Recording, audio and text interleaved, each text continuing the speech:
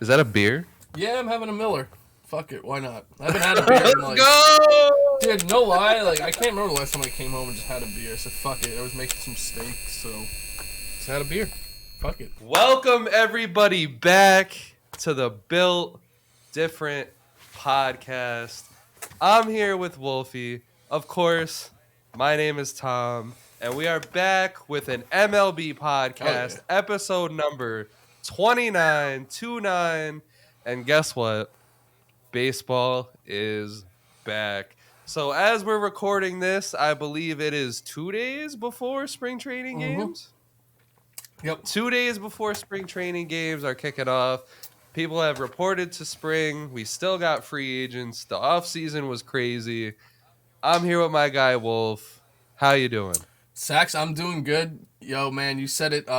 Baseball's back, bro, and I'm excited. That was like the first thing I said when the Super Bowl ended. I'm like, baseball's back.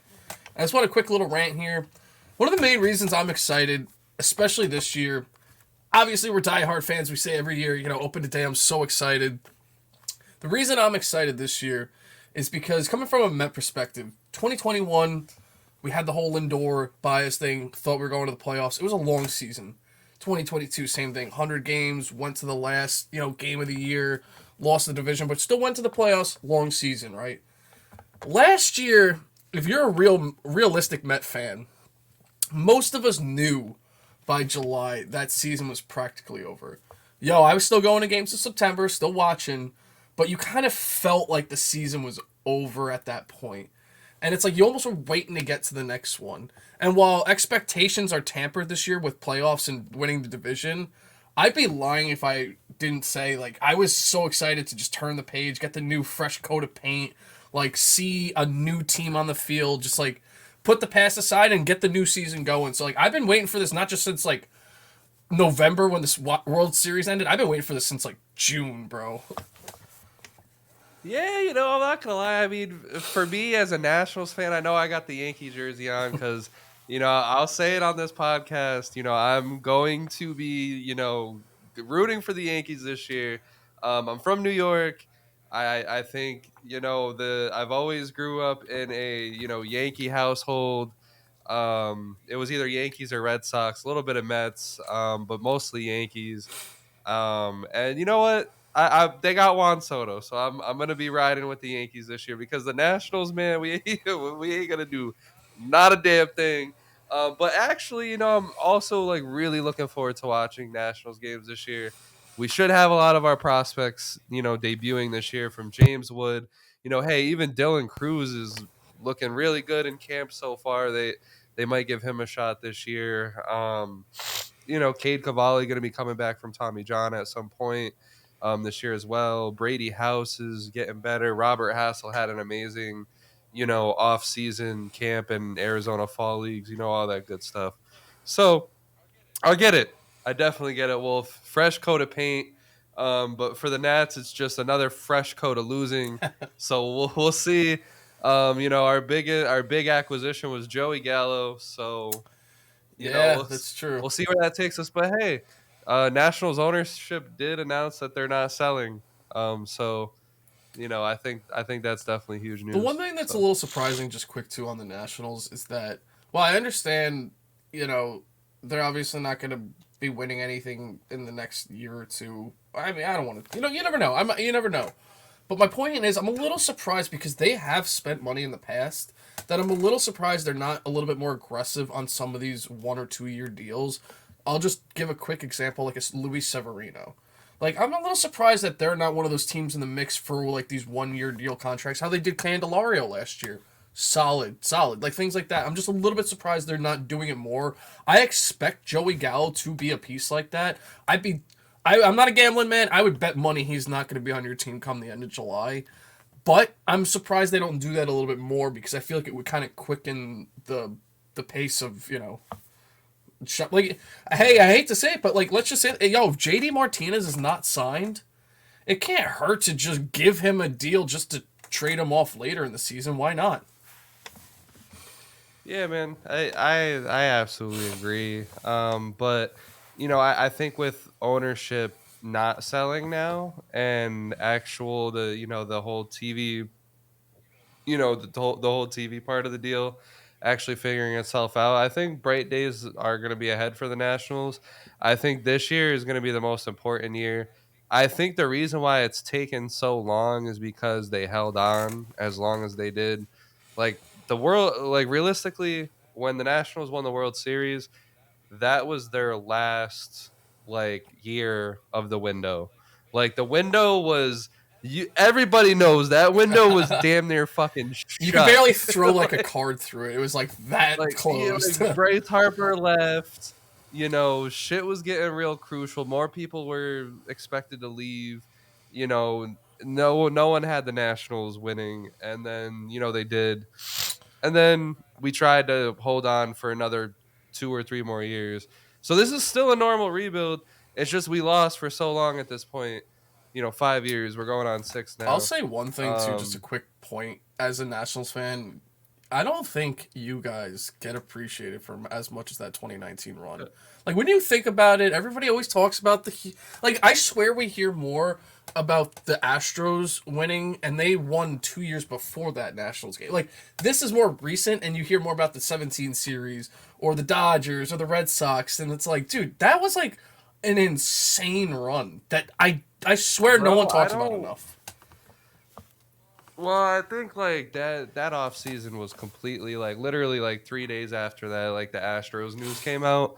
So I think that played a big factor into it. But I don't know. MLB just hates the Nationals. I mean Really? that the Nationals winning the World Series kind of proved to me that baseball isn't fixed because I really feel like MLB just hates the Washington Nationals. They give them like no like unless Bryce Harper was there, they give them like nothing. No. Like even when we were on that run, like we were on the run during the season, and like no one, like no media was barely batting an eye.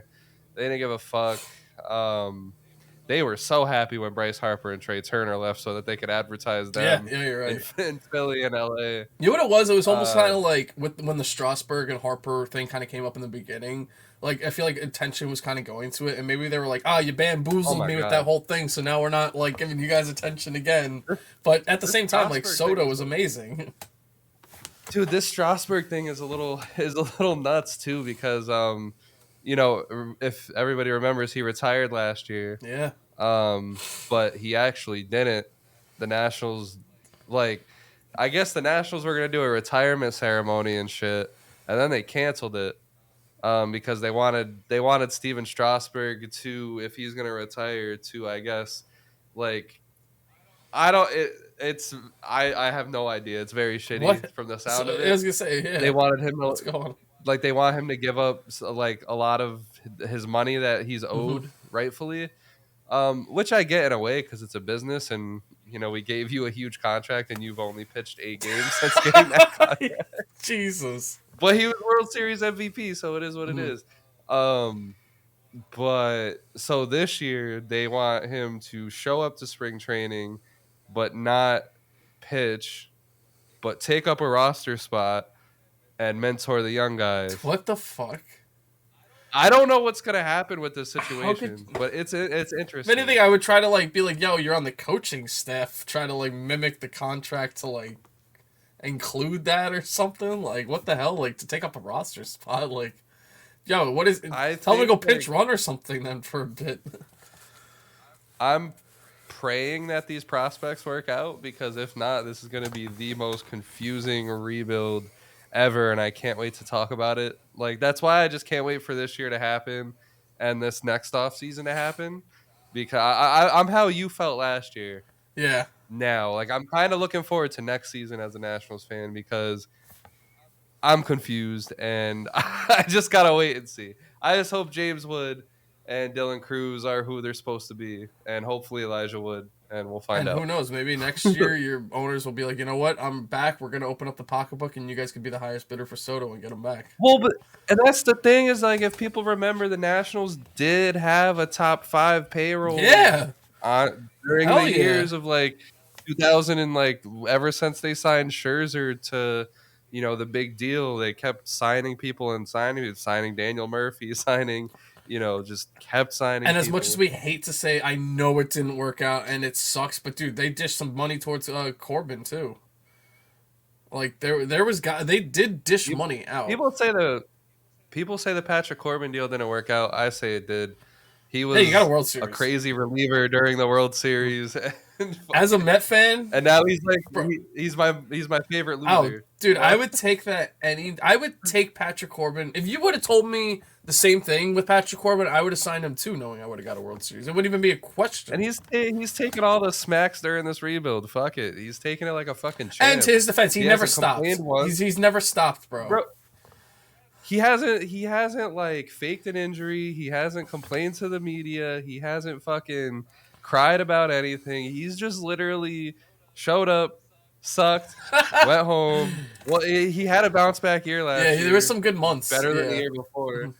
But when he was having the worst, like one of the worst it was MLB so years bad. ever, It was so bad. he just showed up and took it. He pitched all year. I felt bad And for Dave him. Martinez constantly gave him the option, like, do you want to be shut down? And Patrick Corbin pitched from point A to point B. Dude, he doesn't get enough respect, honestly. You're right. Like, now that I'm thinking about it, dude, like, I actually genuinely feel for him because it's like, he's had actually, like you said, he's had success, so it's not like you haven't seen it. It's just like, he's just along for the ride now. Like, he's just sitting in the back of the bus. Oh, man.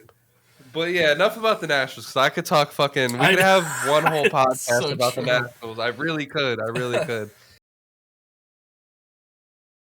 Favorite move from the offseason? Oh, I mean, my obvious favorite move, I mean, the Yankees one was obviously great, but the one I'm gonna have to go with is the Corbin Burns one, and the reason I say that is because they need that so bad. It's actually the one thing that we talked about last year that going into the deadline they could have used that solid ace. There was even talks of us saying like, "Wow, imagine if they could be the one to actually get Scherzer or Verlander." Clearly, it didn't happen. Obviously, whatever happened results wise, but this year was a perfect scenario for them to go out and get it. And not only just go out and get it, but in my opinion, they did it for relatively cheap and kind of like, stunned a lot of other teams. Like, I'm shocked a team like the Yankees didn't do it. Like, you're telling me no other team in all of baseball wanted that guy, and the Orioles were the ones that do it? Plus, they did it right after they got the new ownership. So that's a solid first move going forward. You got to be happy as an Orioles fan seeing that.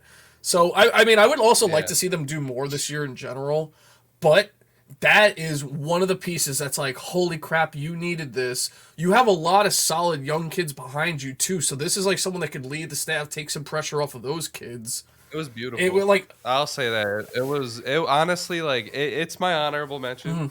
I'll say that.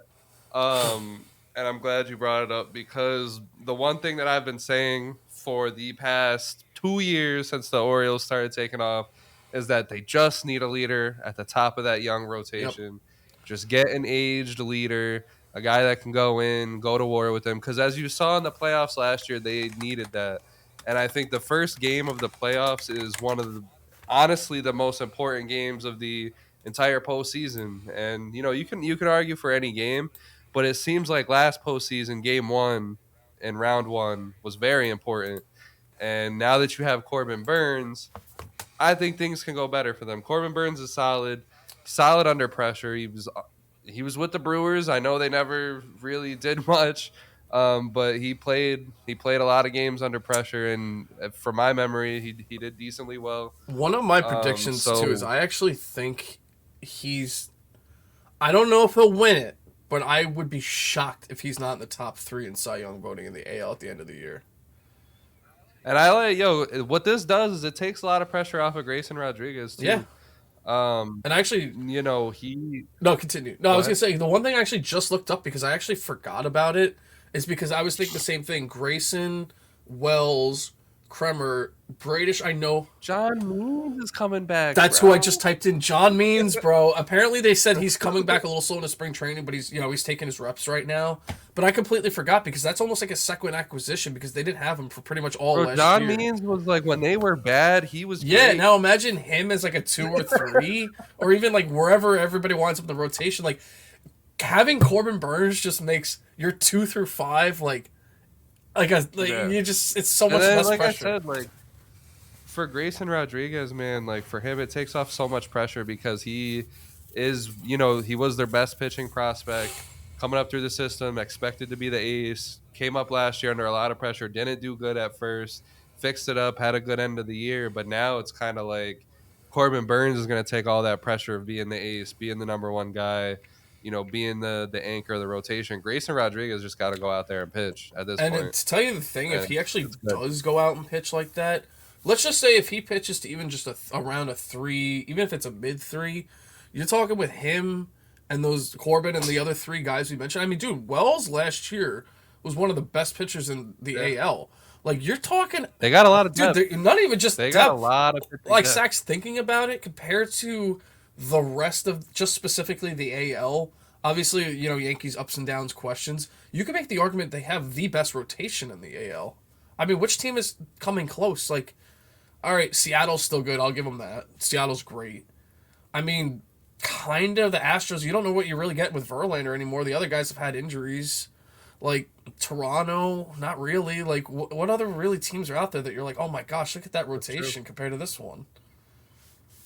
But I'll give you my favorite move from the offseason. I think it's obvious. I mean, you said it was obvious. Yeah. The the Yankees traded for Juan Soto, and like for the Yankees, like this was like the most besides this Blake Snell acquisition. I think this Juan Soto deal was the most like slap in the face. Like you have to do it. Like if you don't make this trade, you're not the Yankees. Pack it up. You're gonna suck for the next several years. Rebuild. Go home. Go away. I don't care about you anymore. And the Yankees did it. They traded for Juan Soto. I don't think it'll be a rental. Juan Soto loves New York.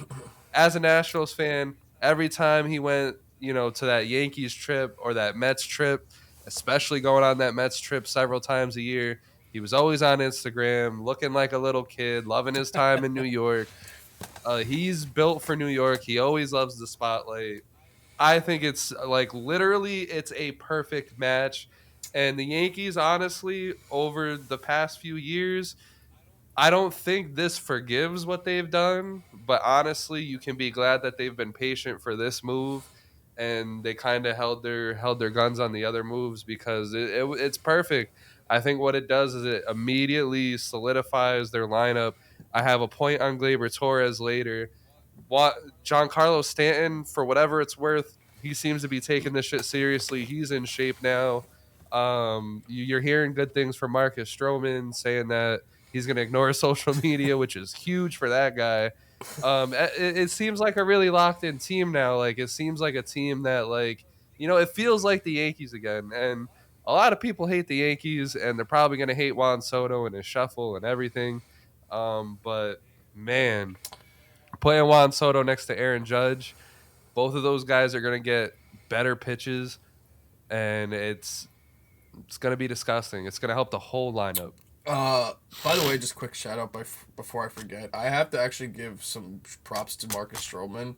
He is the only baseball player that's ever fully interacted with me like many times on Twitter, and he was always cool every time, like anytime I posted anything. So shout out to him. He's really cool. Um, dude, Juan Soto, like you said, is literally a perfect match for the Yankees.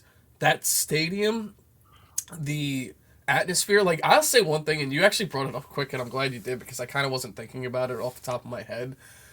Imagine they're playing the Red Sox. Now, granted, the Red Sox aren't that great, but you just know the rivalry is still going to be there. Red Sox aren't that great this year, but just say they're playing the Red Sox at home, like the Yankees are home, and it's like a tie game in the eighth or the ninth, whatever, late game, and you have Soto come up, and he does that shuffle to the Yankee crowd. You know how intense that crowd is going to be behind Soto. The Yeah, bro. people in New York are going to eat that up. They love that arrogance, like cocky. Bro, and that's They're going to love and you that. see how big they are behind Aaron Judge. And he's They're gonna quiet. return And he's that, quiet. and they're gonna return that for Juan Oh Soto. yeah. And that's the thing, man. Like it's gonna be a great lineup. It's gonna be a great atmosphere. Juan Soto is a lefty.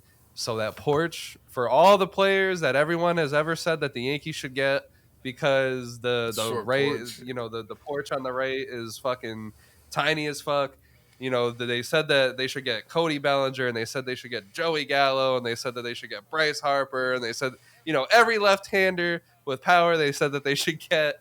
They got Juan Soto now, and I think it's real, and Juan Soto has scary, scary pop, and you're putting him next to Aaron Judge, and it's gonna be some Oh, fireworks. dude, and you know what's funny too is that when there's trades that happen or players come to new teams, especially New York City, there's always like even Lindor. There was always that like, oh man, I wonder if they're gonna be able to handle New York. Like, oh, I wonder how they're gonna be able to handle the spotlight or the fans. In my mind, like there's no doubt I know he's gonna have a good season. Like I've never been so assured that someone's gonna I handle the feel like no moment. one. I was gonna say I feel like no one's questioning Yeah, like dude, whether no he can one is. handle I've it. heard like almost MVP talks, if anything. Like I've not heard one like, oh, I wonder if he's gonna handle the spotlight in the city. It's like hell yes, he's going to. Well, because like people have to remember who Juan Soto is. Like I get it. Like this past little stint in San Diego was forgettable, and even though it was forgettable, he still put up great numbers. His down years is years that a lot of players wish they could have, so that they could fucking get paid. Like we're talking about a guy that's gonna get 500 plus million on his next Yeah. contract, and he's not Shohei Yep. Ohtani. But like this guy Juan Soto won the World Series in his second year. Honestly, as a rookie, his first home run came in Yankee Stadium, by the way.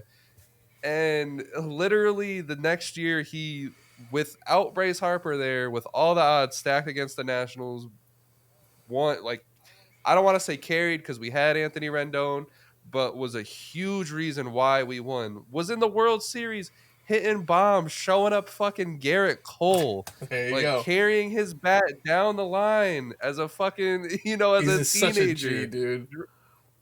You know what I mean? Like that confidence as a teenager, that eye that he has, and he's not even like close to being old No, yet. dude, and that's one of the things. Like when you just brought that up, like I'm thinking to myself, like, dude, this is like 4 or 5 years ago.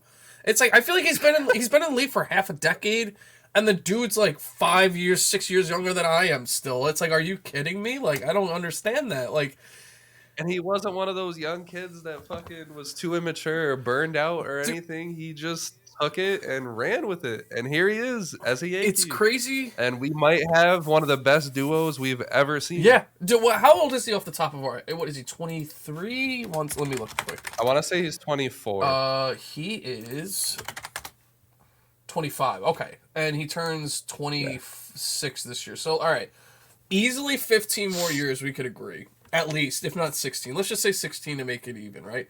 16. I'll be 45, and this dude will still be in the league. That's crazy to me to think about. Like, Bro, he's younger than me. right?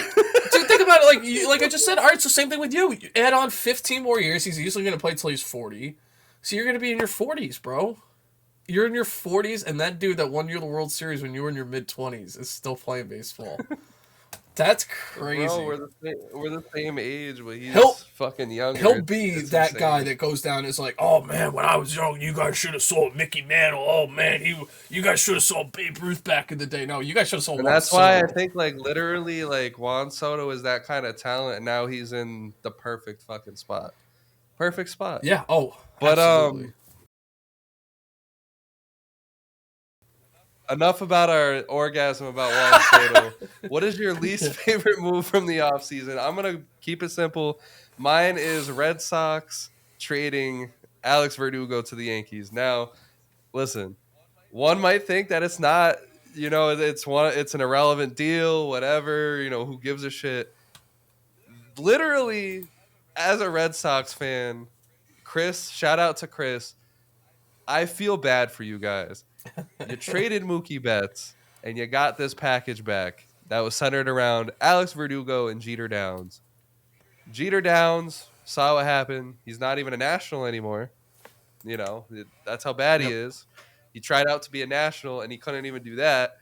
And then Alex Verdugo, you trade him to your rival, the Yankees. Crazy, dude. I'm shocked they And even did for it. me, that has to be like it's an all-time low, and you didn't do anything in the offseason. You're getting a documentary. I think you're getting two documentaries, one about the past, one about this year. I don't know why this year. You literally just have probably Rafael Devers is just the only thing worth anything in that locker room anymore. And you traded Alex Verdugo, the one, you know, I'm not saying you hang on to him because of the Mookie Betts trade, but like out of some kind of pride, why'd you trade him to the Yankees? Yeah, I don't get it, dude. Like I've mentioned it quick before we started this episode. Like a lot of the moves they're doing don't make sense, but the fact that they traded in division is pretty especially because they knew the Yankees needed a left-handed bat and an outfielder too. Like I'm a little surprised about that. If anything, too, like what's weird is because he wasn't a bad player for them, and they did things last year like sign Yoshi. They brought in Vaughn Grisham, so it's like kind of like to break it down too. I'm just not really getting that unless they have another someone coming up that would fill that role, but to do it early, it just I don't know, man. It's just such a weird, like you said, especially because the Mookie Betts thing that's still relatively fresh. It's And it burns. yeah. It has to burn. Unless you know what it is too, unless it is that other direction, unless they were hoping Yoshi coming in could kind of give them like a wild card spot, see what Sale does when he come back. Oh, what do you know? They didn't go to the playoffs, so get rid of Sale, trade for Duke, kind of break it down a little bit. I guess Yoshi was just an outlier. They just happened to get him for like a cheaper deal. Same thing with Devers, just keep him to keep someone around. But it sounds like the rest of the team's breaking down. They didn't keep Turner. They got rid of Christian Yeah. Vasquez in the last couple of years. Like that team is just in a weird spot right now.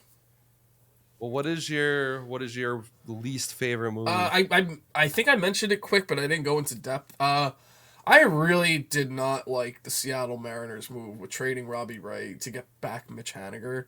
I was like, I understand they wanted Mitch Haniger back, and maybe with the Giants' perspective, they were thinking about bringing an arm back. But for both of their sakes, it doesn't make sense because Mitch Haniger was just a free agent. Seattle could have signed him and then used Robbie Ray as a trade piece with having Mitch Haniger still. So then they could have brought back in someone else. And then for the Giants' perspective, you just signed Mitch Haniger. Once again, if you want to, like him, trade him for another piece. And not for nothing, but there's still pitchers on the market. Like, why can't you go out and sign Jordan Montgomery? Like, I know obviously price wise it's not the same, but like you're taking a big risk too in Robbie Ray. Yeah, Like you're losing a bat, you're bringing I in a agree. pitcher that hasn't pitched in a while.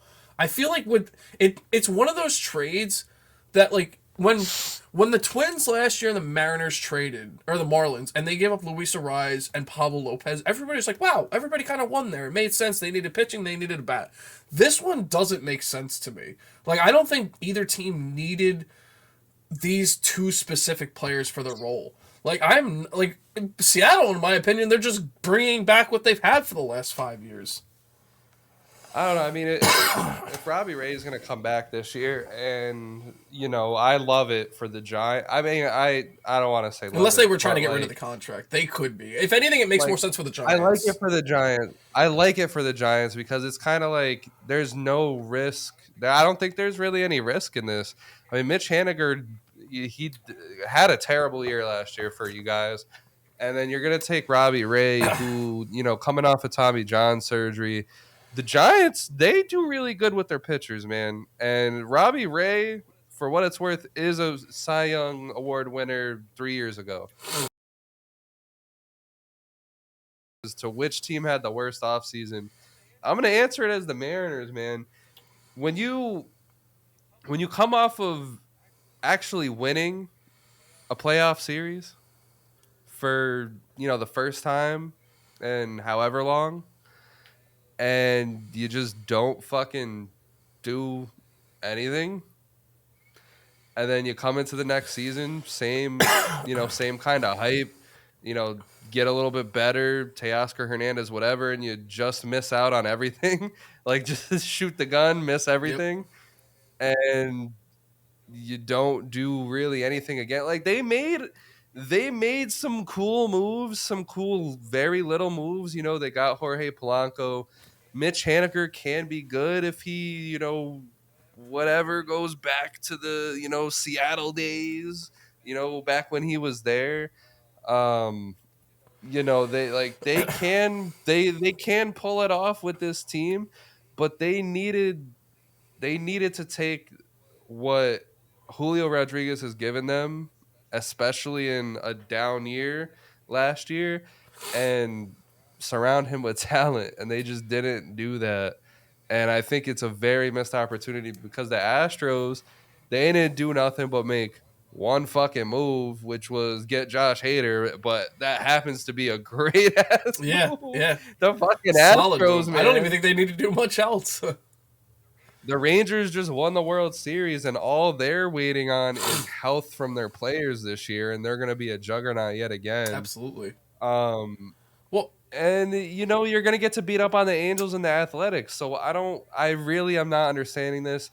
I really think they should sign Cody Bellinger. I think they should be like begging for his you services. just read my mind. Put him and Julio Rodriguez in the outfield. Then you have a nice scrappy lineup around those two guys, but Well, they kind of blew. I love their rotation. They didn't do much for their bullpen. I don't get it, and it just doesn't make sense. Like you're finally good for once. You got momentum. You got the biggest the crowd is insane. Feed off of that, but yeah. you just gave it up. And, you know, At least the Toronto Blue. And my last point to that, I would have said the Blue Jays were the worst offseason, but at least they're trying. still like picking away. They're Yeah. trying. They got, you know They've, what I they mean? brought in names. They Like, brought in names, and they still have hope for some of the guys that were still around, too. And it's funny that you just mentioned the Blue Jays, because I was just about to reverse my point where I'm like, I can't believe they did the Haniger thing. Because then I was thinking, you know what? Giants needed pitching. They, like you said, Haniger had a bad season, get rid of him.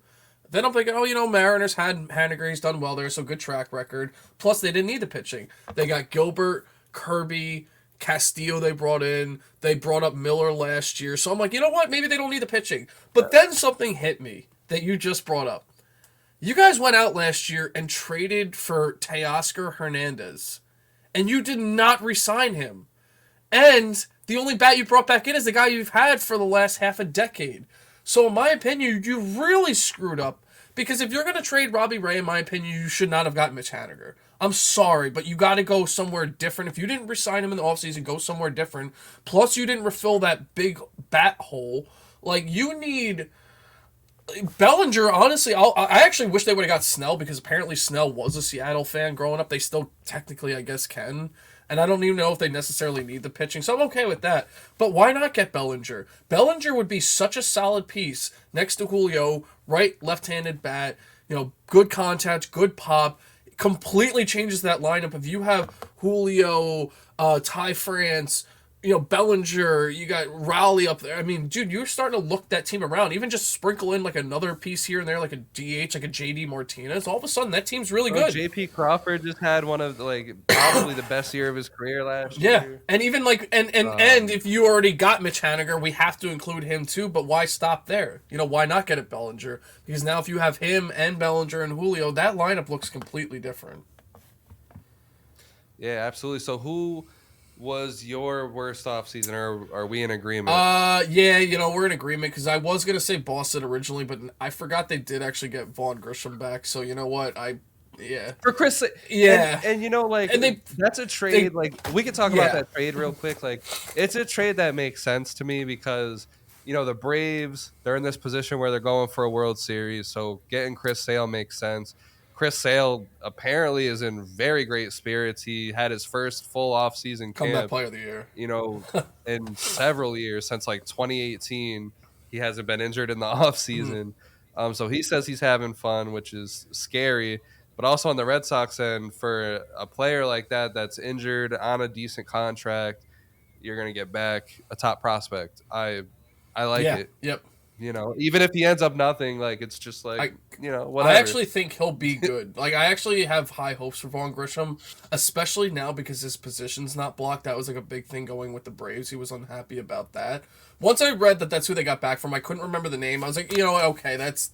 Plus, I'd rather them do that, get rid of Sale, bring back a prospect, get rid of Verdugo, bring back something. At least do something where you're like, you know what? it didn't work. We're getting rid of the dead weight. So that's why I can't fault them. But yeah, Seattle's got to be up there, man. That's got to be one of the worst ones. There's some teams that like the Angels you could point at, but we all knew the Angels weren't going to go anywhere and do anything after last season. But a team like Seattle that has so much talent still Well, there, it's got to be them. and it's like you're Seattle, and it's like you play this 162 game season, which is insane. That's a lot of A lot. games. And it literally came down to the last like couple series of the year. If you remember, like we were a couple outcomes away from Seattle winning the Yeah, division and Texas not winning the division and Houston not making it or Texas not making it. There was a lot that could have gone on, with those three teams right there. yeah, And that like and you don't see that as a sign after like literally in the All-Star break, you traded away your bullpen pieces because you thought, "Hey, this is it. We're done. Like this is Seattle checking the fuck out." yeah. And then you still make a hell of a fucking run. And that's not your sign to do something. No, it's so true. Especially because you've done trades throughout the last couple seasons, and both times you fell short. So it's like your pitching staff is amazing. You're in the top 5 in baseball last year in most pitching categories. You have one of the best prospects in baseball. You have other pieces around still. Plus, you have a good bullpen. And I don't want to hear it. You have money. You're like in the. I think what they were, if I'm not mistaken, last year they were in like 16th or 17th in payroll. Something in the bottom 15. It's like, what's stopping you? Plus, to their defense, they've beaten the Astros in games before, and the rest of the AL is not unbeatable. They've beaten a lot of teams in the AL. Like, it's not like you're facing like the Dodgers and the Baltimore is Braves. not gonna and Baltimore is not gonna be like beatable for so long. Like I think like if they keep going the way Baltimore is going, they're gonna be like at the Atlanta Braves of the AL, where you just don't want to run into Yep. them at all. But I think they're gonna be better than the Braves. I But and you the know, thing about them too, which is so hard to find, which is why I really wish they would. It's a lot easier to find some bats than it is to find 4 all-star pitchers. Dude, Castillo, Kirby, and Gilbert and that's not even including Bryce Miller they brought up last year. was Who was great. yeah. And then Woo Yeah, is like as a number that's what I'm 5. saying. He's Like so you have cool. like a full rotation. Obviously injuries, obviously, but you have a full rotation, and you're just like not adding to that. Dude, look at the Mets did in 2015. We had Eric Campbell still on the team, yet our rotation was good enough to bring us to the World Series. Like if we actually and we had to add bats like Cespedes. Like what are you adding? Nothing, nothing, and that's just so frustrating. But the team that had the best offseason, who do you think it is? It's got to be the Dodgers. It's got to be, Yeah, hell yeah. dude. You know, I've been trying all day thinking about this question. I was hoping you didn't say that because I was ready Oh to go on a fucking rant no, about him. dude! But Like yeah, I man. couldn't not like every way I was because at first I was trying to think the Yankees and then like there wasn't an. I even just texted you guys before. I forgot Teoscar Hernandez went to the Dodgers. Like they made so many moves, I literally forgot how many moves they made. Well, Like and it's like because like with the Yankees, like the Juan Soto move is cool. Marcus Stroman, a couple other things they did was, Verdugo, all right, but you still could see like the Yankees still needed to do a little bit yep, more. Orioles still needed to do a little bit more. What was another team Astros that had a really good? The yeah like Astros needed do. they did Every team something. needed to do a little bit Yeah. more, but the Dodgers, Oh my gosh. god damn. Dude, they did not hold back. You're talking Yamamoto, Glasnow, Soto, or excuse me, Otani, Teoscar. They brought back Kershaw. Like, dude, the list goes on and on and on. And what they did. Plus, they get a bunch of guys back from injuries this year too. So it's not even like, oh well, that's only the pitching they got. They need a lot more pitching. Like they get Walker Bueller back. They get Dustin May back. Like they did so much. I said it when this all happened. Like they have to win the World Series now. If they do not win the World Series, it's the biggest bust in sports. I don't care if they have next year or the year before. I disagree, I could Wolfie. I disagree, nah. and this is the crazy part about the Dodgers right now is that if they lose this year, they're gonna come back with the same team next year and the same team after. Like they have this specific team on lock. They're gonna get a few chances at this, and I think like I will sit here and say on this podcast that the Dodgers will be the World Series champions this year. And if they don't win, yes, it should be a little disappointing. But like my thing is like they have this team locked in for at least another 3 years, like this core of the team. And it's just, bro, it is insane. Because you're talking about you got Mookie Betts, Freddie Freeman off literally you got these two off of the stupidity of the fucking rest of the league because boo-hoo, the Braves didn't want to give Freddie So Freeman enough dumb. fucking How money. did they? No one else did. Well, they Insane. probably did. I think it was he wanted to go there. Mookie Betts, the Red Sox wanted to fucking dump David Price's salary. Yeah. Like fucking just off this. Like it's not like the Dodgers are cheating or they're like, you can't explain none of this shit. But it's like that. They drafted Will Smith. They drafted James But Outman. but but but They this is exactly why I just said it would be a bust, because it's not like they did the Met thing of last year, which is spend $300-400 million and try to win it. They've drafted guys. They had a Rookie of the Year and an MVP with Bellinger at one point. Like you said, Will Smith. Then they made trades. They brought in Mookie. Then they made a big signing. They brought in Freeman. Then Ohtani. Then Yamamoto. Like, they've gone at this every different route from the farm to trades to free agency to where and the only reason why I say it's a big bust this specific year is because if they lose, or if they don't get to the, let's just say this, if they get to the World Series and lose, that's not a bust. You got to get to the World Series. I'm saying just World Series, not winning it. If you don't get to the World Series and say you lose to the Braves, are you getting much better than the Braves? If the Braves already beat you, they're not getting worse either. That's why I feel like they have to, at minimum, get to the World Series this year. Man, and it's dude, imagine if they lose to the Diamondbacks again this year. Like, I'm not even saying that. The Diamondbacks. I love the Diamondbacks too. So like, I'll say like what I love about the Dodgers is that they keep on just going, bro. They keep on just. It's like you said. They try with trades. They've tried with drafting. They've tried with spending money. They've tried with doing the most craziest shit that you can think of. If you remember, Hanley Ramirez and fucking Carl Crawford and fucking, just absolute crazy shit.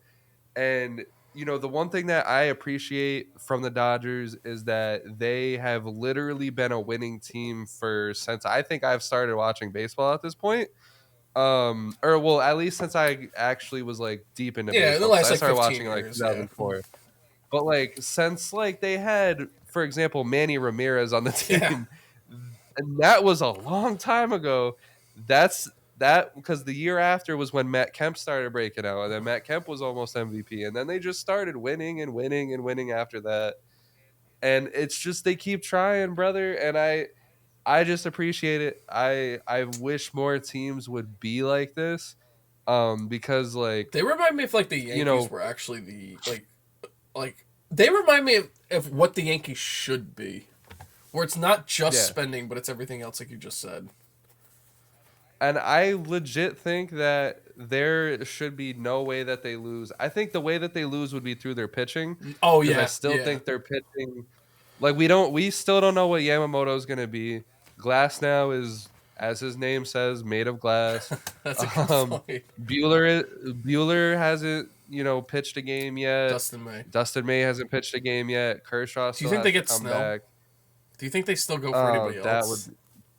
That would be fucking crazy. Dude, if they got Snell, I actually would think they should get Snell. I know the money would be crazy. They got to be... Well, actually, no, I lied, actually. They probably could still get Snell. If I'm not mistaken, they're only 9th in payroll in baseball right now because of all the deferred money, which is fucking wild to think about. That's what I'm saying, bro. It's literally the stupidity of the rest of the league because what team has not thought about that yet? A deferral where you just get a player to agree. Well, the Mets did with Bobby Bonilla.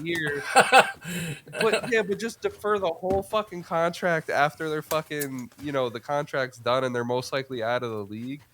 For someone like Shohei Ohtani, like that is fucking ridiculous. Well, you know what it is? It's just the stupidity of the rest of the league. That's all. And you're completely right, because you know why it's stupid is because the majority of the teams that do it, like the Mets, there's actually, if I'm not mistaken, I'm pretty 99% sure Yelich did that to his contract. The one he's getting from the Brewers right now, the massive one, mostly is all deferred. Max Scherzer did Max that. Scherzer. Not like But the whole yeah, and the thing, only reason I'll but give defense on that too is because they actually did what I'm going to say the Dodgers are about to do, which is a team like the Brewers is stupid. The Brewers, you guys are stupid because if you're going to defer money, it should be because you want to use money that you deferred now. Like you want to use money now for something else. They didn't do that. Like a lot of these teams that defer money, it's because they don't want to pay it now. It's not because they want to go out and spend it somewhere else. Like the Dodgers deferred and then signed Yamamoto and then signed Hernandez and then gave Glasnow an extension. Like they're like, all right, if you're not going to take your money now, we'll reward you by getting our team better now. There's teams like the Mets or something that just defer it because they are cheap and don't feel like paying right now. And that's why they want Ohtani. And like some of these teams need to fucking realize, like they literally went to Ohtani with a plan, Yeah. like a very well thought out, well detailed plan. This is what we're gonna do, and this is how we're gonna do it. And he was probably just like, wow, because Dave Roberts did what Shohei Ohtani did not want them to do, which was go out into the media and tell them that they were meeting. And he still went to the Yeah. Dodgers. I think Roberts is fired this year if they don't win. Oh, he's But gotta be, dude. He's gotta be. I hope so too. But I just like I think more teams got to do because like I said, it's not a situation where the Dodgers bought their whole team. It's not a situation where they like you know absolutely like they cheated or anything. Literally, they've just taken care of the stupidity of the rest of the league. That's just that. That's all there is to it. Like for example, Clayton Kershaw, and he was a free agent several times over the last few years. Some team could have just thrown a bunch of money to get Clayton Kershaw. They didn't. And he's continuously been a regular season anchor for Dude, them. there's got to be like Year after collusion year where after just year like after no year. one talks to him. Like I feel like that's what it is. It's like it's kind of like how the Mets did with Aaron Judge last year, where they were like, "All right, like we'll let you have him." I feel like everybody just doesn't reach out to Kershaw. They're just like, "All right, Yeah. the Dodgers are And gonna do it." And another example, you know how Gratterall is as good as he is, the Yeah, reliever? Brewstar, yeah. Like, bro, even we could see that. Yeah. How did nobody else in the league not pick up on that and try to make him their next like big star Yeah, reliever? I don't know. I honestly I don't know. It's it How did he end up in the Dodgers' and hands? yeah, and let's not even like forget too. They also because we brought up prospects too, or guys they acquired. They still have guys like Max Muncy and Gavin Lux that we don't even talk about. That's how stacked their team Right. is right now. They had Gavin Outman Lux last year. is projected to be their number 9 hitter. Yeah, yeah, dude. Weren't you high? Were you the guy that was high on Outman last year? I remember someone was, but like he was pretty good last year too for the beginning. But like they have so much depth. The one guy I'm actually shocked. Just quick off the top of my head because we were talking about Kershaw. The one guy I am like stunned they didn't sign a couple years ago again. I can't believe they did not keep Justin Turner. I thought for sure he was going to finish his career as a Dodger. Like I was 100% sure of that. He seems so Dodger. Yeah. Gun to your head. Top 5 most underrated players going into the season. So you know what? I'm gonna bring one up right now because we've just been talking about this team for the last half hour, and his name I don't think has barely been mentioned, which is Bobby Miller for the Dodgers. Dude, I don't think people realize like how good he was. He was one of the top pitching prospects in baseball the last couple of years, and the only reason He helped me win a fantasy chip. there you go. Helped me win a fantasy Dude, championship. I've had him in my league, my other league too. Like I actually really like Bobby Miller. And on top of that, dude, he also came in and had to replace guys like Thor, who literally got cut. Walker Buehler, May, they were already hurt. Kershaw was dealing with some injuries. Like they basically threw him into the fire, and he was good. And if I'm not mistaken, he pitched in the postseason and had a pretty good game. I could be wrong, but I'm pretty positive he did. And I have to give him props for that. Because going into this year, now that they have other guys back coming off of injury, Kershaw's back, Yamamoto's there, it takes a lot more pressure off of him, plus the fact he's already done it for a year. So I actually think he's going to be in the top 10 for NL Cy Youngs this year, in my opinion. At least top 15. But he's definitely underrated.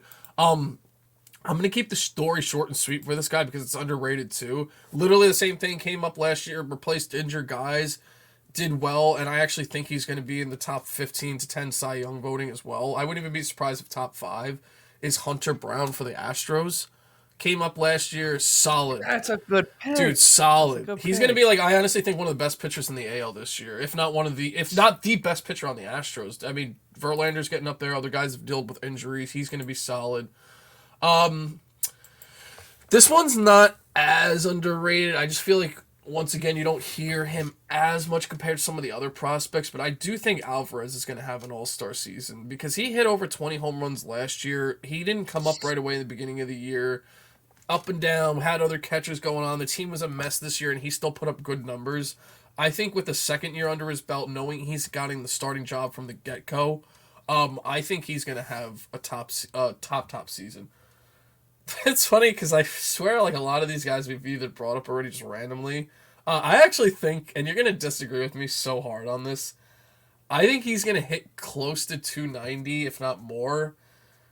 15 minimum home runs, if not closer to 20. Minimum 20 stolen bases with solid defense. I finally think this is the year C.J. Abrams has a finally like a full on good year.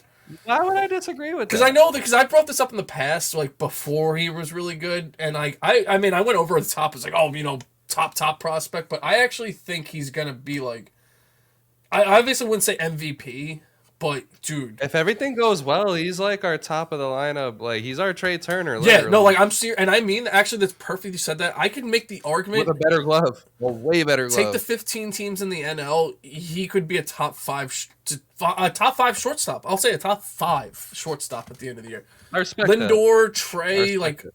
he could be at the bottom 5 of that. Like I think he finally figures it out this year because he had such good flashes last year. So that's 4 so far. My last guy, I kind of screwed this up a little bit because I did like guys that are gonna have a good season that might be a little bit under the radar. Give me a Mets guy, number 5. Fuck Now, it. you know what? I'm gonna say this. He's not necessarily underrated, but it works also with the hat. You are gonna love this because you love him. No one talks about Yeah. Luis Robert. Bro, no one talks about him. How the fact he's still on that fucking team is ridiculous. Yo, like He's underrated, honestly. You know, I meant he is I meant to underrated. bring it up. I meant to bring it up during like the free agency talk. One, I'm really surprised teams didn't throw a lot at the White Sox for him, or if they did, I'm surprised the White Sox didn't, pull the You hear more trigger. I about don't know Dylan what the White Cease. Sox are actually doing. Yeah, but even that, like Dylan Cease, in my opinion, isn't a top pitcher in this league. No. He had a lightning in the bottle season, and teams are throwing a lot at you for But you don't him. hear about Luis Don't Robert. know. Yeah. So I love that. Luis Robert is a top player in this league. He has all the tools. He's just on a he's on the sack. Like I said it The on the Sax NBA piece. podcast. No, I'm But gonna no, say. no, no. Like there was a time when the Sacramento Kings, if you were a player drafted to the Kings, like it was almost set in stone you weren't gonna do shit in the league just because you were drafted there. And I kind of am starting to feel that way about the Sox because they had a lot of talent. They had, Moncada go to shit. Eloy Jimenez hasn't done really much yet. Tim Robert. Anderson, Chris Um, Sale, like well, with Tim Anderson, he got CT or whatever. But yeah. he got knocked the fuck out. So I'll give 2 honorable mentions. One is a Mets player, Jeff McNeil. I think I Yeah. think not a lot. He's a pure hitter, man. I think he'll have a good year. But a national, James Wood, if he gets to the majors, when he gets to the majors this year, watch out for James Wood. He's gonna hit a lot of bombs. He's gonna be our big hitter in the middle of the lineup for the future. And I hope we get a sneak preview of that this year because when he comes up, it's gonna be highlights. Now, number 5, the first 2 players I'm gonna pick are like people that I don't even know if they're underrated. But number 1 is Max Fried.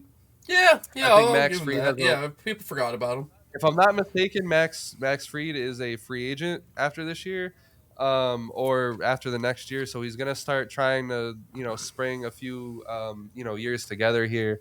But Max Fried's a dog. He has the stuff. He just needs to be healthy. He had a really good year last year when he was on the field. He has strikeout stuff. I think he's still adjusting to the new pitchers rules. Once he's adjusted, I think he's going to be a Cy Young contender. He might even win the Cy Young this year if he gives a full year. Second guy, Gunnar Henderson. Dude is another dog, man. I Love love him. his game. I think he's underrated in a way because everyone looks at, respectfully so, everyone looks at Adley. Everyone looks at, Baltimore as a collective of their young prospects. But I think Gunnar Henderson is going to be a top player in the American League. I think he'll be a top 10 MVP. I think he'll be an all-star. I'm looking for 30 home runs, 100 RBIs. I think he'll get there easily. Now, this next guy, Framber Valdez, a lot of people might disagree, but he has the stuff to be one of the best pitchers ever. Ooh, Listen, hear damn. me out. He has some really electric stuff when he's on. We've seen it. We've seen all the runs that he's gone on in the past, but it was always discredited because he was never the number one in this rotation. He was always behind Justin Verlander. I know when he had a chance last year, he didn't lock down the rotation, but I think this year he will lock in and he will have the year that I'm looking for out of him. The next person, I'm going with Mackenzie Gore, another Oh, national, nice. That's a solid former one. top former top prospect, another guy that has phenomenal ace potential stuff. I think last year he showed very good stuff in a year that was not that great for the Nationals. There was a lot of errors behind him in the field. I think he was one of the top pitchers in the league with errors on the field behind him. Ooh, And I think, with a full campaign this year, I think as long as he stays healthy, he's going to be a top pitcher. And number one is going to be Gleyber Torres. And the simple nice. reasoning that I have for Gleyber Torres is because he's in a lineup with Aaron Judge, in a lineup with Juan Soto. When you're scouting, they're gonna forget about Gleyber Torres. I'm telling you, and he is solid. I get it. He hasn't been the player that the Yankees really needed him to be. That everyone thought he was going to be after his rookie campaign, but I think he's going to go back to that, especially if Stanton stays healthy, Rizzo stays healthy, and DJ LeMahieu stays healthy. This guy's going to be absolutely forgotten about, and he's going to tear the cover off the And baseball. this is his last year there, if I'm not mistaken, too. Before free agency. I think it is. That too. Yeah. And I know Gleyber Torres loves some money. Yeah. I hope so Yeah. anyway. They actually just asked him today if he was going to talk about contracts during the season. He said probably not. Probably not till after, which everybody says, so it makes sense. But yeah, that's solid. That's a solid choice. I actually expect him to have. I wouldn't even be surprised if he hits 30 home runs this year. To be honest. He has the pop, man. It's just he just gets inconsistent. But it's like it's how I think the Padres are just cursed. When they had all that talent, I think they're just cursed because Yep. there's no, like, literally it made no sense because Padres had some of the best stats in certain categories in the league. Like Josh Hader was one of the fucking best closers in history last year, and Blake Snell was a fucking Cy Young. I get, some of their hitters struggled, but they all put together somewhat decent years. So I don't, I really can't tell you what went Yeah, wrong I think there. you're right. I think it's just a curse Um, because I pretty much projected them to win the division. but in almost every other scenario, it's true that you surround your star with talent, and the rest of the hitters see better pitches. And I think it's just going to happen there in the Yankees Yeah, lineup. that's a solid point. I So, completely agree with that. built different or not. So all that is we're going to randomize, 4 or 5 players. We'll make it quick, and we're just going to say if they're built different or not. Sounds good. 1 second.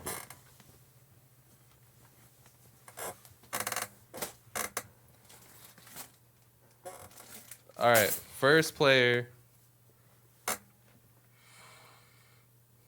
1, 2, 3. Okay, Nolan Arenado. Mm. Yeah, I will say he is. And the reason why I say that is because I actually am happy that he called out the Rockies ownership that one time before he left. Because it was like, oh, give him a contract and we'll maybe build up the rest of the team, but then instantly trade him. And he expressed his unhappiness. And if that wasn't a guy that was like one of the best third basemen in the league, obviously it probably wouldn't be handled as well. But let's be honest, he is one of the best players in the league, and that team has never done anything. So the fact, and on top of that, when he went to the Cardinals after that, he pretty much put up MVP numbers for like back to back seasons. Top 3 So MVP. like I Yeah. gotta, and plus I love a solid defender, especially at third base. So I have to admit he is built different. I do like Nolan. Yeah, like when I saw his name, I wanted to say I no know. because For we some gotta reason I be did too. I don't know why. like it's gotta be like a Hall of Fame credentials kind of thing. But like he's like some of the plays he's made at third base alone for me makes him build different. And then with the bat, he's been a very consistent bat over time. Even though he did bitch at the Rockies ownership, I still think it was his fault for signing that contract to begin with. Like you got to know, like after they signed him to the contract, they weren't going to spend money after that. The Rockies are never going to get pitching. Like the Rockies are just flawed because no pitcher is ever going to really want to go there. They're never going to be able to put together a team that's actually going to be a World Series favorite. So they're not going to really attract too much other talent unless a hitter just wants to go there to have fun, like fucking Chris Bryant's high ass. Um, and it's tough. But he made the best of it. Made him a playoff team a couple times. Yeah, I just feel like he's not as yeah, like built different. loud, which would be like the only thing. Like I feel like, I mean, he does obviously chirp a little bit, but I feel like he's like one of those guys that even if he was on like the Dodgers, I feel like I still wouldn't think about him first compared to like Mookie or Freeman or some of the other guys. I don't know what it is. It's like weird. Right. I feel you. Feel you. So Anthony Rizzo. You know what's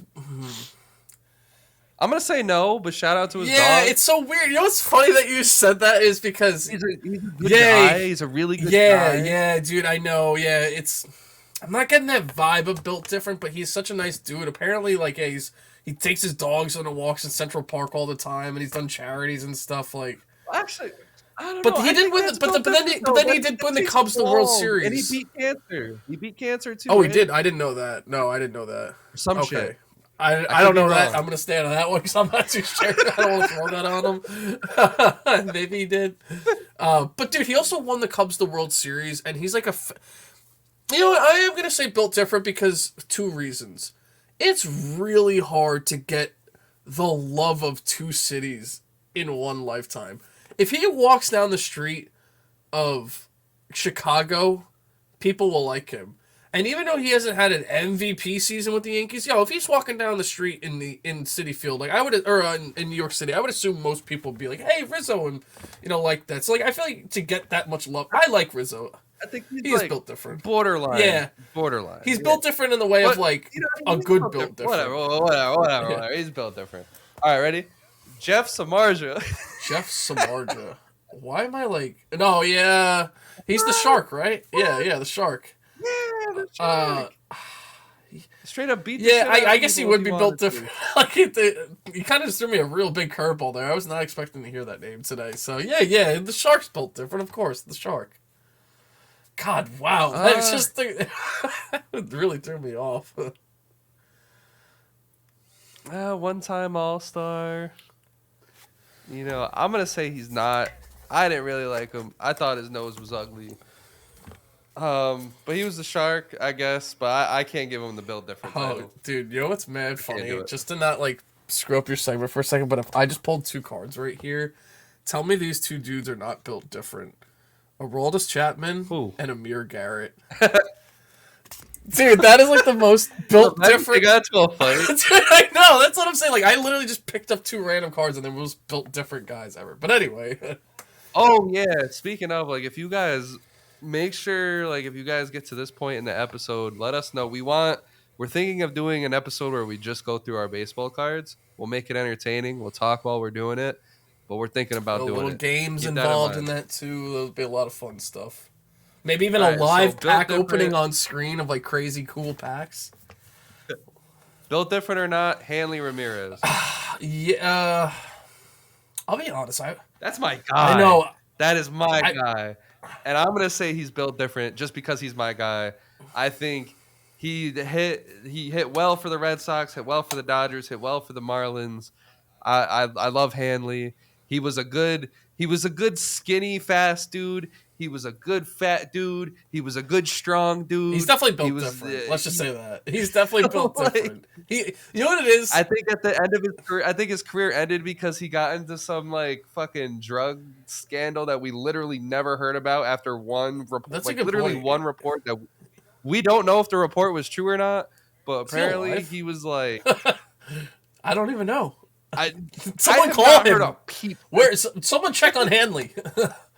Yo, Literally, I have not heard or seen a thing about fucking Hanley since yeah, then. you know what it was too? What's weird is that, granted, I love Miggy now, but him and Hanley, I just didn't like when I was growing up because they always used to screw the Mets, man. Like they were just, it was like the Pat Burrell thing for the Phillies, where it's like I love Pat Burrell, but he was just a Met killer. I just feel like those guys just like the Marlins always just screw with the Mets, and that's why it's like I always had this weird like not even negativity. I don't even know. It's just like dislike, but like I don't know. But yeah, he's definitely built different. All right, and that's gonna wrap up that segment. Who, not who is the top five currently right now, but who's gonna be, if you had to predict, who's gonna be the top five players this season? Um, I will just like right off the bat because he's just in general usually a top five. I actually would be shocked if Soto doesn't make the run at MVP. If Judge stays healthy, which I'll throw Judge in there too. I think both of them are going to be easily the top 1 and 2 MVPs of the AL, especially with Otani not being there. Like I'm gonna be honest, I'm Oh yeah. AL MVP is up for grabs again. and I'm gonna get a lot of hate for saying this. First off, the other guys in the AL that I would think would make a run at it next would be either like Kyle Tucker or Alvarez or Yordan Alvarez. I gotta say this, and I'm so upset that I have to say this. I'm not on the Mike Trout train again until he can stay healthy, bro. Like I'm not. I don't think anybody is. I saw this like tweet today about it. Like who would you rather have like or who's better right now, Corey Seager or Trout? And like Trout won by like a landslide. And I was like shocked to see that because I understand Trout was really good. And I understand when he's healthy, he's really good. You can tell me all the war, this, that, and the other thing. To me, one of the best availabilities is availability. And if you're just not ever healthy, like I just can't put your like talent wise, if we're just talking straight talent, okay. But like I need you on the field. And like if you're not on the field, I can't take you. I would love a healthy Trout on the Mets. Everybody would love a healthy Trout, but like I don't want to commit to 60 to 80 games every goddamn year. It's like it's so frustrating. It's like a Byron Buxton situation. But to go back to it, so Judge and Soto are definitely up there. Um, I don't know if Otani's actually going to have as good of a season with the Dodgers. I actually think his health might come into play a little bit. I do actually think we're going to get a full start to finish good season again of Mookie Betts. I think he'll really be good again this year. This is going to be like a kind of a hot take. A really fucking hot take. And I'm not trying to be a homer about this. I'm just going straight with contracts. Maybe not the fourth or first or second or third. I do think Pete is going to be one of the best players in baseball this year. If he stays healthy, guaranteeing close to 60, if not 65 home runs. Like, there's no way he's not hitting 50 if he's healthy all year. So I got to throw that out there. And then the only other guy that would obviously come close, but I hate to say it because I never wish injury and it's not wishing it, but I do think we're on that every other year of Acuna getting hurt. So I don't think he's going to be a top 5 this year. I I just I don't wanna agree, but like I feel the same way. But he is in my top five. But he like would be in mine. I Yeah. wanted to leave him off for that reason. Yeah, he would be in mine. I haven't really I haven't really thrown any pitchers in here yet. It's hard because Garrett Cole, I don't have a picture. I don't have a picture in mind because it's up in the air right now. yeah. Like Garrett Cole is the only one that I think you can justify putting But in even then, here. it's every 5 And then after days. that, Like you're talking 5 yeah, days. it's like Spencer Strider maybe, but Yeah. not really. Like maybe Corbin He Burns, was one but of I the don't ones think too so. that came to mind. It's Like just Yamamoto, I wanted Sanga, but now he has arm fatigue. You know But what? yeah, I'm gonna come back. so here's my I top just gotta end five. it with my last fifth. Just throwing this out there. My last fifth is actually, you know what? I'm just gonna say it. Full healthy year, Kyle Tucker. I think he's gonna have a great season. Yeah, that's fair. So my number five and number four, Aaron Judge and Juan Yep. Soto. Yeah. I think in that lineup together, it feels like Mookie Betts and Freddie Freeman of last year. It's gonna be very hard to get around. It's gonna be new. It's gonna be nice. It's gonna be spicy. Number three, and you can hate me. Everybody can hate me. Number three, because he doesn't have the spotlight on him at all whatsoever. Padres don't have the spotlight on them. Fernando Tatis I was Jr. thinking that. I think he's gonna come right back up to the spotlight. I think he's gonna do some damage this year. Number two, Ronald Acuna Jr. Yeah. Said I had to keep him in the top five. Sensational year last year. Still recovering from that. And number one, I got Papa Julio Rodriguez. Man, I Yeah. think the dude's gonna have a fucking crazy ass year. At least I hope so. Anyway, I think if the Mariners are to make the playoffs with the lineup that they have right now, I think there's gonna be a lot of eyes on him for AL MVP. And honestly, I think he will secure it. I think he's gonna have a huge year. I think he sees what Acuna did last year and realizes that he can do the same thing. He just got to stay consistent and he's just got to keep stealing bases. He has the speed, and he's a great fielder. So that's my top five. I got a lot of faith in Papa Julio, man. Yo, that's a good list. The one thing you said that I really liked too is the Tatis one. And the one thing I never really thought about that's creeping into my mind, and I don't actually think Soto's necessarily at all like someone that would want to take the spotlight. But I'm wondering if Tatis is someone that could prevail without having one less personality in the room. And I don't I know, don't and know. that's kind of like why I wasn't ready to like kind of just X out the Padres because I feel like a great like Tatis and And Machado and Bogarts, Bogarts yeah, alone are really fucking good. solid. So So, yeah, interesting. I like that. um, yeah, man. So listen, with that being said, I'm really looking forward to Hell yeah, baseball, brother. me too, dude. I'm so excited, man. Let's ever healthy year, man. A healthy year changes this whole league, man. Yeah, we're going to Mets opening Hell day. yeah. Um, I'm potentially going to Yankees opening day. Either which way, I'm going to some fucking Yankee game because I gotta see my guy Juan Soto in the pinstripes. Gonna try to get up to Fenway this year as well. The Nationals are visiting Fenway, so that'll be a fucking goofy ass game to go to. If I'm not mistaken, Gonna try to. that opening day game is officially the first day of baseball. I think that's the first day. I don't think there's games before that. So we will be at a baseball game the first day of the year. I'm here for Hell it, yeah. brother. There's no one else I'd rather do it with, bro. First choice, my man. Um, yes. So with that being said, everybody, make sure you guys like and subscribe and share, leave feedback, sell your souls, get on the train. We have a lot of content coming your way. Baseball season's kicking in gear. We have the NFL off season. The draft is coming up eventually. The off season, is here. We got free agency for that. NBA, we're going to be headed towards the playoffs soon. Yeah. Video games, there's a whole hell of a lot of shit happening this year in the video game world, so we're gonna kick that back up soon. All of our different conversations, we got so many ideas that we're cooking up, and then I cannot forget to mention WWE Oh yeah. headed into WrestleMania, and then a whole year after that. I just can't wait. We just hit 500 subscribers. Thank you to everybody that's on this train with Thank us. you. Continue selling your souls. Thank you so much and have a good day or night. Stay positive. We appreciate you guys. Peace.